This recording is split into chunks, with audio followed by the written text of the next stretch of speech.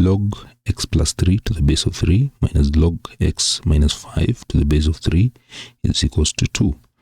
To solve this logarithmic equation, you need to understand some basic laws of logarithms. One, you need to understand a given log a, that is the base of 10, minus log b, all these are to the base of 10, should be written as a singular log. This one should give log of a divided by b. And then you need to know how to write from logarithmic notation to index notation. That is another thing that you're going to use. That is, if you're given, let's say, log a, log b to the base of a is equals to n, then this one is in logarithmic notation. If you want to write this one in index notation, you will have b is equals to a raised to power n. So these are the two important laws, basic laws of logarithms that you're going to use to solve this logarithmic equation. Now let's go. Now you have log of x plus 3, the base of 3, subtract log x minus 5 to the base of 3. We want to express that one as a singular log, and using the basic law number 1, you're subtracting, so that will be log of x plus 3 divided by x minus 5, like that, and this one is to the base of 3. This one is equals to 2.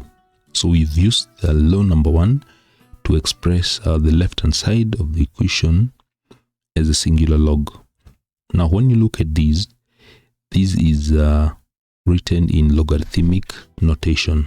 So we're going to use basic law number 2 from there, and we are going to write this one in index notation.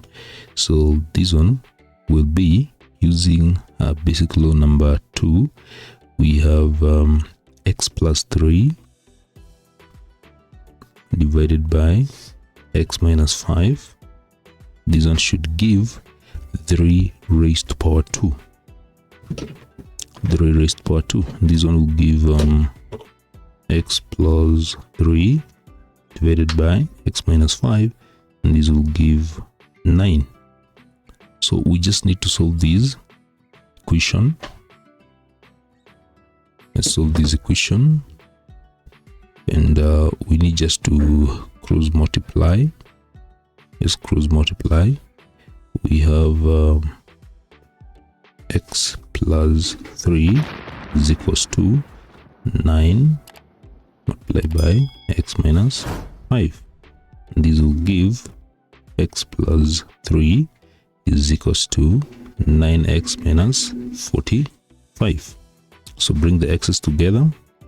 You will have negative.